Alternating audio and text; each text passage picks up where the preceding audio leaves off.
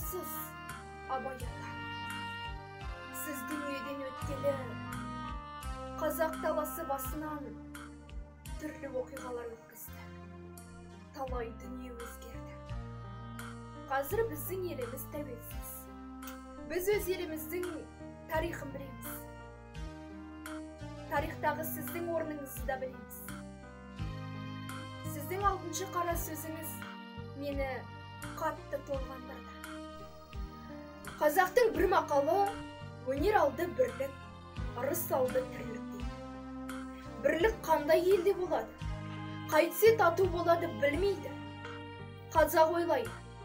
Бірлік ат ортақ, ас ортақ, киім ортақ, дәулет ортақ болса екен дейді. Олай болғанда байлықтан не пайда? Кедейліктен не залал? Ағайын құрмай мал іздеп не керек? Жоқ, бірлік малға бірлік, ақылға бірлік емес. Малыңды беріп отырсаң, атасы басқа, діні басқа, күні басқаларда жалданып кеп бірлік қылады. Бірлік малға сатылса, антұрғандықтың басы осы. Ағайын алмай бірлік қылса керек. Сонда әркім несібесін Құдайдан тілейді.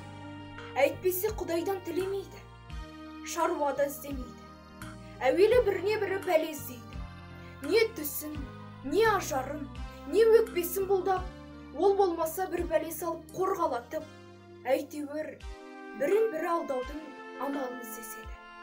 Мұның қай жерінен бірлік шықты? Ырыс алды тірлік дейді. Ол қай тірлік? Ол осы жан кеудеден шықпағандық па? Жоқ. Ондай тірлік итте де бар. Ондай тірлікті қымбат көріп, бұлдаған адам өлімді жау көріп, ақиретке дұшпан болады. Жанын қорғалатып, жаудан қашып, қорқақ атанып, еңбек қылудан, қызмет қылудан қашып, еріншек атанып, дүниеде әлгі айтылған ырысқа дұшпан болады. Ол айтқан тірлік олар емес. Көкірегі көңілі тірі болса, соны айтады. Өзің тірі болсаң да, көкірегің өлі болса, ақыл табуға сөз қалмайсың. Адал еңбекпен ерінбей жүріп, мал табуға да жігер қыла алмайсың. Кеселді жалқау қылжақпас, әзір тамақ әзір ас. Сыртың пысық, ішің нас.